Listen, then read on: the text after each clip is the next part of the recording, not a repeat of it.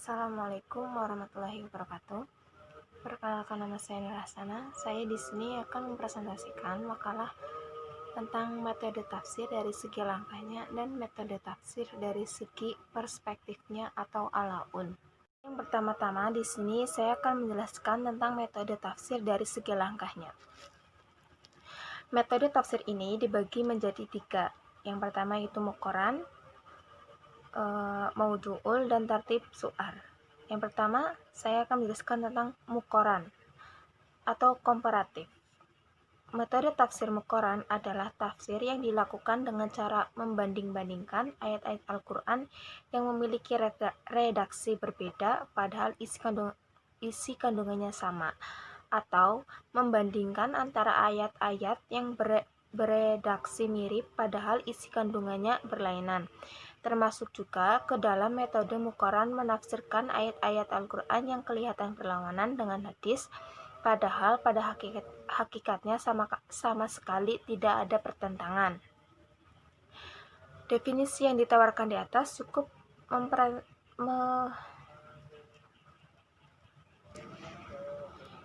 definisi yang tadi itu sudah cukup untuk memberikan pemahaman bahwa tafsir muqaran itu merupakan pola penafsiran Al-Quran untuk ayat-ayat yang memiliki kesamaan redaksi maupun kasus yang redaksinya berbeda, namun kasusnya sama. Begitu juga sebaliknya.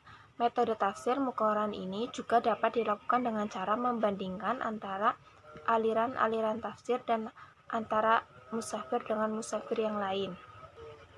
Kendati pun demikian, perbandingan itu pada perbedaan metode yang digunakan oleh musafir bersangkutan. Dengan demikian, maka bentuk-bentuk metode penafsiran yang dilakukan dengan muqaran memiliki objek yang luas dan banyak. Bentuk penafsiran ini contohnya adalah: yang pertama, membandingkan ayat-ayat Al-Quran yang memiliki redaksi berbeda tetapi maksudnya sama, atau ayat yang memiliki redaksi mirip tetapi maksudnya berbeda. Yang kedua, membandingkan ayat Al-Quran dengan Al-Hadis yang terkesan bertentangan padahal tidak. Dan yang ketiga, membandingkan penafsiran ulama dengan ulama lainnya, atau membandingkan aliran tafsir dengan aliran tafsir lainnya, atau antara Sunni dan Syiah. Adapun contoh kitab tafsir yang menggunakan metode muqaran baik relatif jarang atau langka. Yang pertama, Durat al-Tanzil wa Qiraat al-Ta'wil, dan yang kedua Al-Burhan fi Taujih Mutasyabih. Yang selanjutnya itu tentang maudhu'i atau tematik. Kata maudhu'i berasal dari bahasa Arab, yaitu maudhu, yang merupakan isim maf'ul dari fi'il madhi wada'a, yang berarti meletakkan, menjadikan, mendustakan, dan membuat-buat. Arti maudhu'i yang dimaksud di sini adalah judul atau topik atau sektor yang dibicarakan. Sehingga tafsir maudhu'i berarti penjelasan tentang ayat-ayat Al-Quran yang berkaitan dengan satu judul, topik, atau sektor pembicaraan tertentu.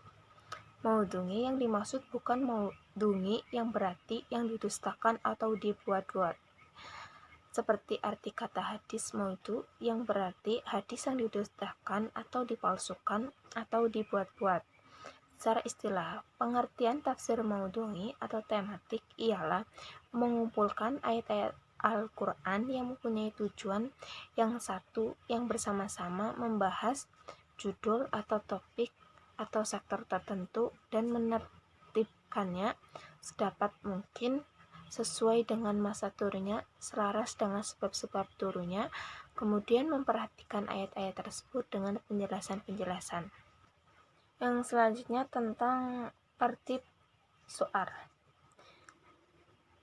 Berbeda dengan maudhu'i dan muqaran, tertib su'ar merupakan langkah menafsirkan Al-Quran sesuai dengan urutan yang tercantum dalam mushaf Al-Quran.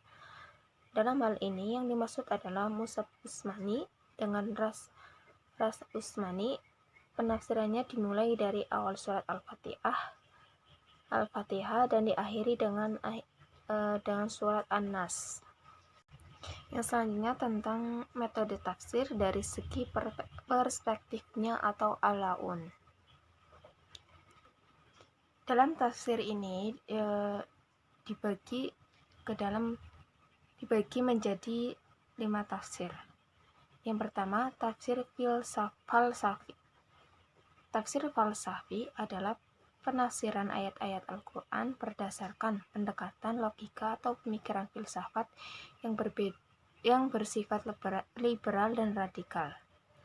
Az-Zahibi mendefinisikan tafsir falsafi adalah upaya pentakwilan ayat-ayat Al-Quran sejalan dengan pemikiran filsafat atau penafsiran ayat Al-Quran dengan menggunakan teori-teori filsafat.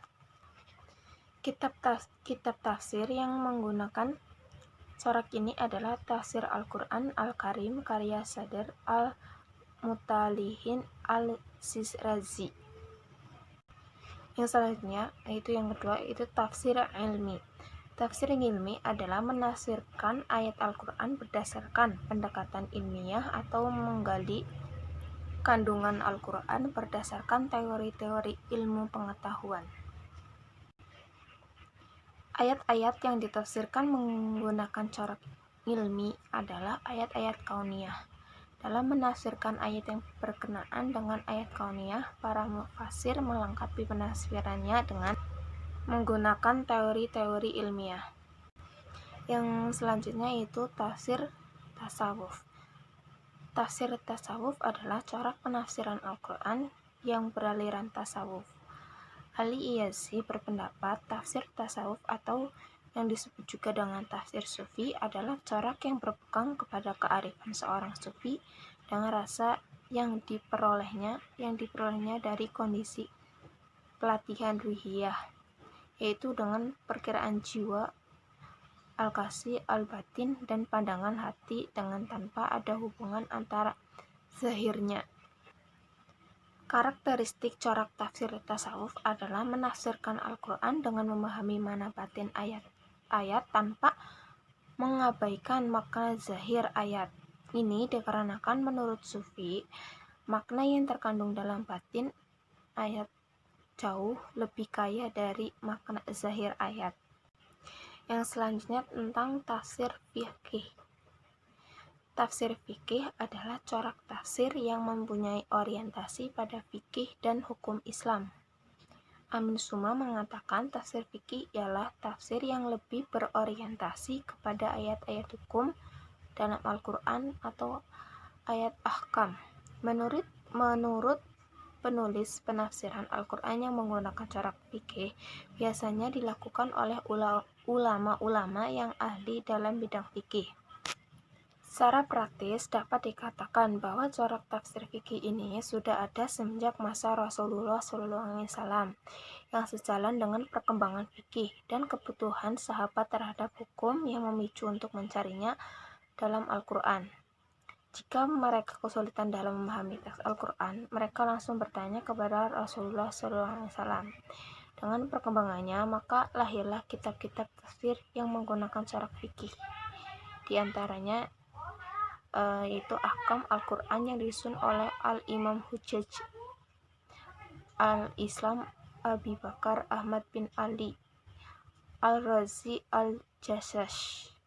Yang selanjutnya itu tentang yang terakhir itu tentang tafsir Al-Adab Al-Ijtimai. Tafsir Al-Adab Al-Ijtimai jika dilihat dari segi bahasa terdiri dari kata tafsir al-adab dan al-ijtimai. Kata al-adab merupakan masdar dari kata adaba yang mempunyai arti sopan santun, tata krama, dan sastra. Secara etimologi, tafsir al-adab al-ijtimai adalah tafsir yang berorientasi pada sastra dan budaya dan kemasyarakatan. Corak tafsir ini muncul karena berkembangnya masyarakat dan dengan perubahan zaman. Tentunya seorang mufasir menafsirkan Al-Quran sesuai dengan situasi ketika ia menafsirkan Al-Quran dan dengan kecenderungan spesialisasi keilmuan yang dimiliki oleh seorang mufasir itu. Cukup sekian presentasi dari saya. Mohon maaf jika banyak kekurangan.